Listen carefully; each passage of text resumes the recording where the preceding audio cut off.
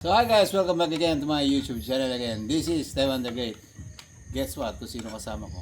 Ang kasama ko ngayon, isa kong friend from Jeddah, Saudi Arabia. Mr. George Feliciano. Wow! Peace. Kasama ko yan sa Jeddah ng mahaba-haba ring panahon. Pero ayun na nga, nagkaroon kami ng chance na magkita dito sa aming campsite. Kaya syempre, as a welcome, pinaglutuan ko ang aking bisitang pantagal ng fresh pechay. Naman naman yung flower base namin dito, pechay. And later on, gagawa tayo ng itatry kong mag tent pitching. Sarap ah. Siyempre, fresh yan, malutong. Yung ganitong business, wala rin itong pinagkaiba sa bar. Nung nagbabar ako, dapat, alam naman natin ang time, nagbabar ka din. Ang timing ng bar is from 5 onwards. Ito naman, 12 onwards naman ito. Kaya pupuyatin ka nito. Dito, hanggat may gising na guest, kailangan gising ka rin. Kasi, lalo't meron kang mini store, meron kang mini store sa loob ng camp. Ayan, minsan, lalo'y particular sa mga lasing. Yan ang mga medyo, siyempre dahil campsite nga to, ang iniiwasan natin dito is yung mga ingay, yung mga sounds nila. Meron kasi mga rules ang mga campsite na yung tinatawag na quiet time. Dapat pagdating ng 10 o'clock, sarado lahat ng mga music. So yun nga guys, no? At this moment, sama ko nga itong aking kaibigan at sasamahan kong mag-tent pitching. First time ko lang mag-tent pitching, kaya mamaya magsiset up ako dyan. And syempre, ito ang pinakang night mode natin dito sa ating campsite. Wala tayong makikita sa gabi kundi ito lang mga ilaw na to, and yan.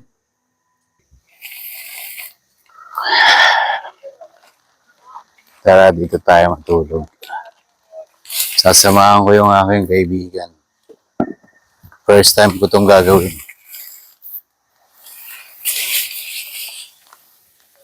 Makikitent pitching ako.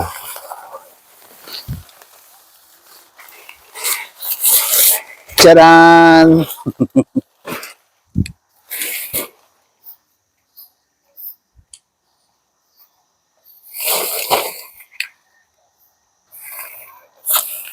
Parang mas maganda pa ganito.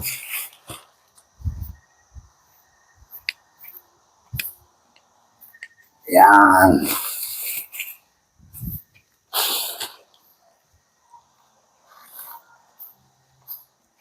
Ano naman yung setup ng tropa ko? Ano naman? Oh. The branded yan, boy.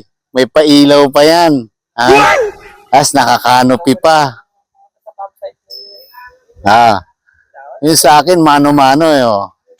Ito ba malupit?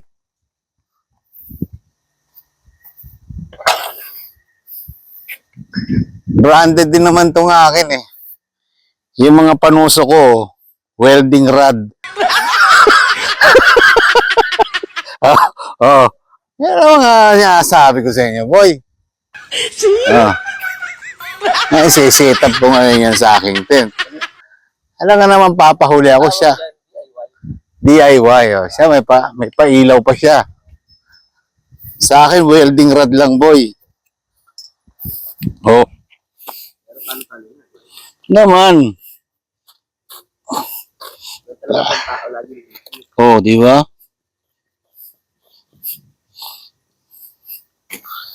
Siyempre, tatapatan din natin yan. Kailangan. Sana ba yung director's chair natin dyan? Ay, puta. Eh, mga boy. Oh. Puta na. Nalalagas pa yung handle, oh. Pero okay na yan. Siyempre, set up rin natin yan. Yan. Yan. Gagaya-gaya rin tayo. Siya yata naka-airbed eh. Kutsyon tayo, boy. Oh. Ano naman?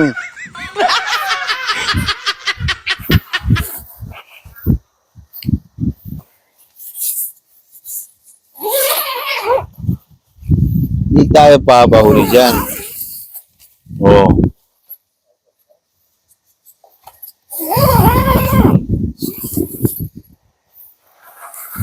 Tatag ko na. Bapo siya.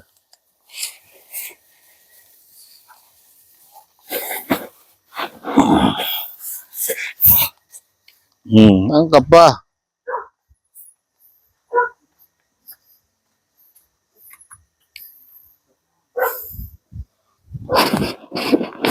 Siyempre, samahan natin ang unan. Siyempre, green na kumot eh. Green yung ano ko eh. Yung beddings ko. Diba? Isang maliit. Ikaw na ang bahay mo nasa kabila.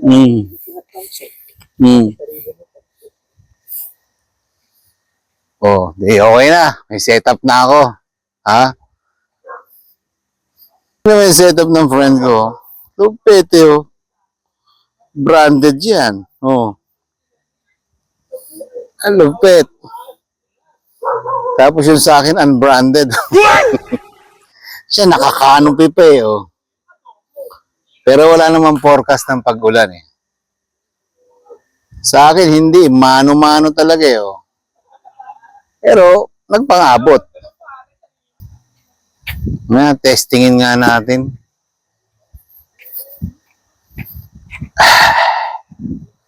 First time.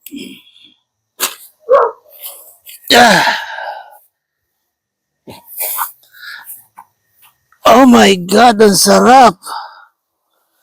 Feels like camping.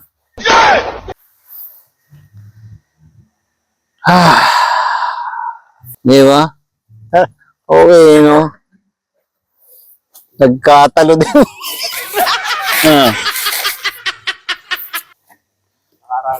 Nakaranas ka rin mag-camping. Oo, nakaranas na ako mag-camping.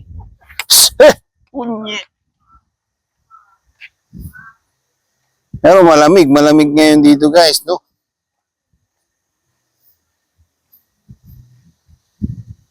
Ang malupit pa doon, lalagyan natin tuloy ng bonfire. Ano, bonfire tayo? Darating na ba yung mga ano? Hayaan mo silang dumating sila o hindi. Ganun yun, no? Oh, bonfire tayo rito. May mga kahoy tayo dito. Hindi, may naka-ready ako doon. Oo. Pati nga, setup mo. Ganda eh, no? Anong brand ng ano mo? Ano yan? Decalton? Decalton?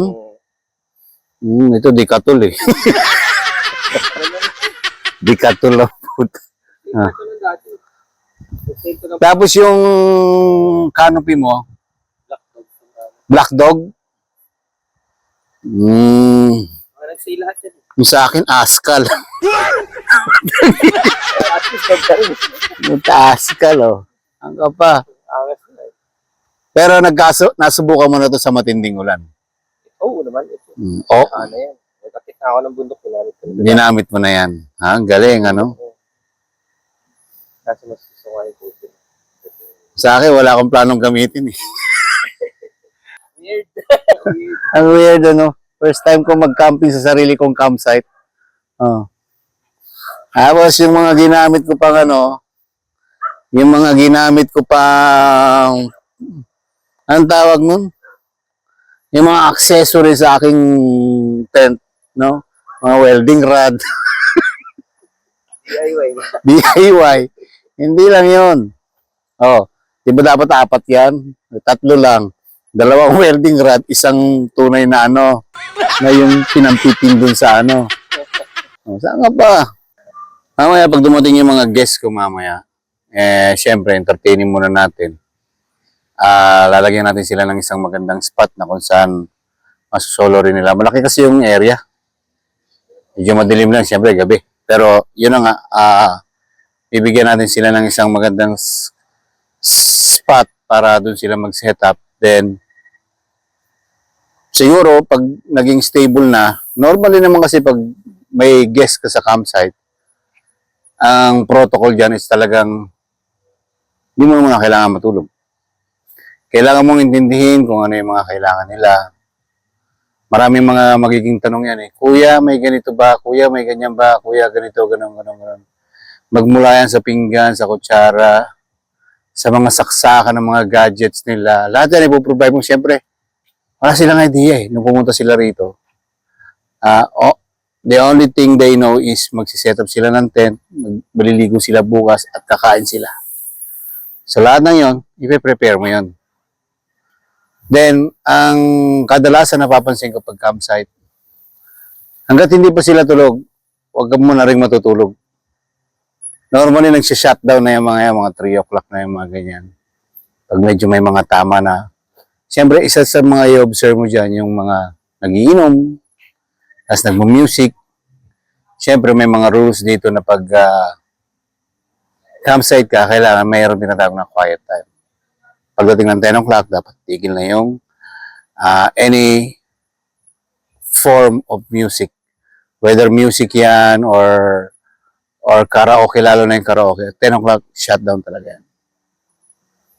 Para naman, hindi nakakahiya doon sa mga campers na mga katabi nating campsite. Or otherwise, pwede ka may reklamo or pwede ka magbayad ng penalty. Penalty na i-issue sa'yo ng barangay. At magkano yon?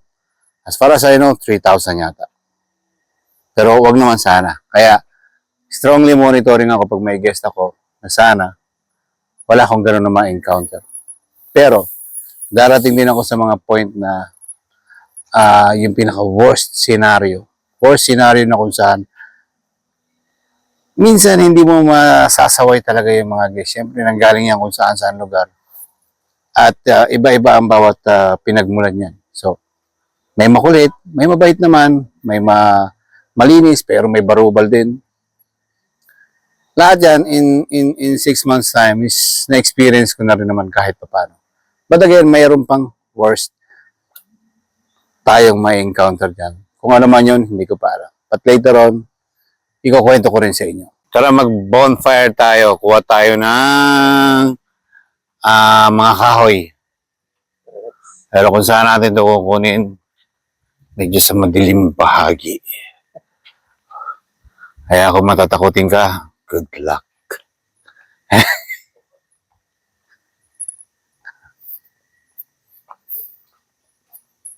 Hindi nga campsite na ganito dito.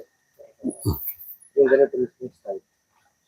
Sa campsite, more or less nasa 90 campsite kami dito sa Daraitan. Iba yung nasa ilog. Yung nasa ilog kasi, ang tawag dyan mga mangungubo. Nagkukubo lang sila for January till andali. Wala ako ng flashlight, pare ko. So tara.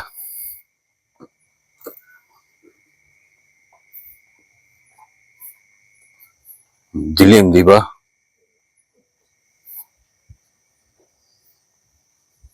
Ako, nasanay na lang ako sa ganito kadilim. No choice eh. Tapos, Noy. Tapos, itong nagtatrabaho sa amin, nagpagawa ako ng pahukay. Gawan ba naman ako ng parang hukay ng tao? Parang tao ni Libby. Sabi ko, ano yung decomposting. O kailangan kasi namin yun sa requirements dito para yung mga nabubulok. Lagyan ba naman ako ng gataong minsan maghihinala ka pag napadaan ka dito eh. Sana. Yan, Tara bro. Ito yun. Gumawa tayo ng kahoy. Marami tayong kahoy. Kaya mo ba? Oo naman. Ano yun? Ay, Kailan? ayan o, dahan-dahan katabi. Ito mga to siguro kuha ka mga 4, 5. Yan, yung mga matataba na yan o. Yan, mga ganyan, mga light lang. Patatayuin natin eh. Camping-camping muna tayo. Mga campers tayo eh. Black dog pala ha. Ako askal. Ha? Dog at ass. Pili ka lang dyan.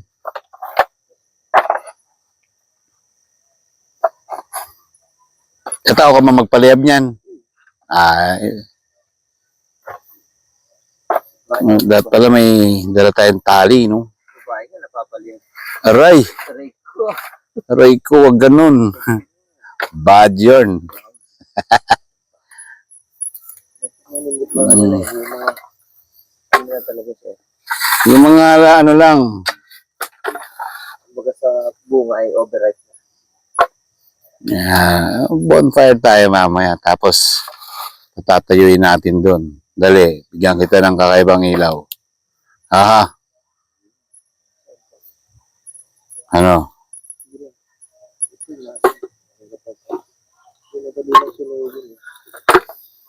Yan, ano kaya para matagal maglingas. Ang problema nito, matagal naman siyang papuloy.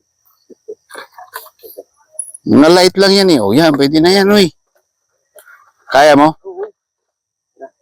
Oo. Tara. Ginawa mo lang. Huwag ka dyan, baka mas-shoot ka dyan sa graveyard na yan. Eh, talaga naman. Tingnan mo nga naman, libihan ng tao eh. Sabi ko, yung paglalagyan lang ng mga nabubulok. Lagyan ba naman ako ng hukay ng tao? Eto na. Ito na yung mga gusto kong mangyari.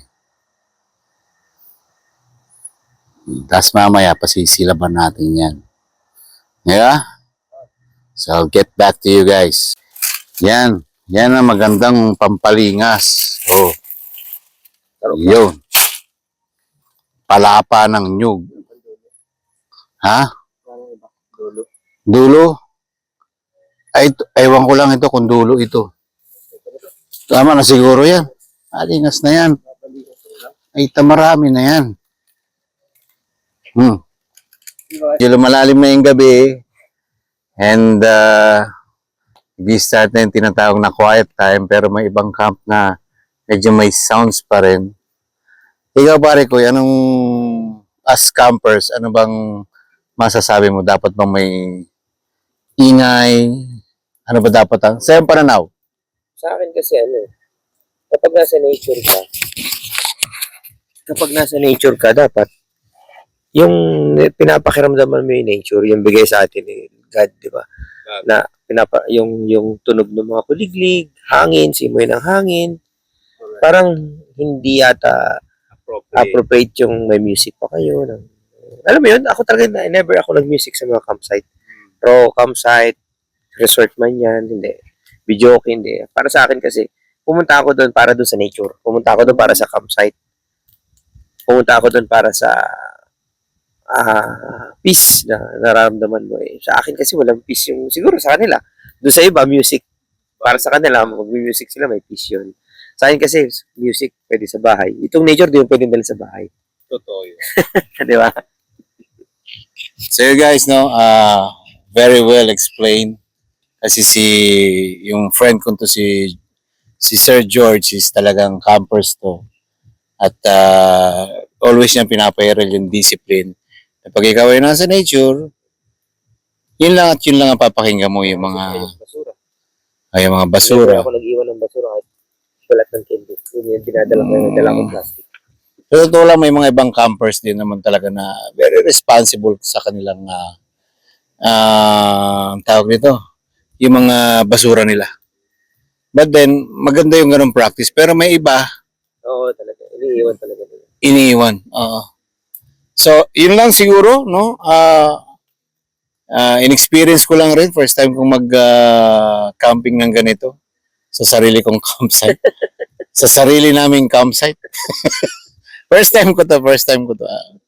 Kadalasan makikita mo lang ako natutulog sa kubo namin natutulog. Pero first time ko to. And again, thank you to Sir George. Yes. Cheers. So guys, di ko na masyado papababain pa. Oh, lalamig na kape. See you again to my next vlog. This is Devon the Great. Bye. And God bless. Cheers ulit. Yes. Okay. Woo! Sarap ng kape. Sarap.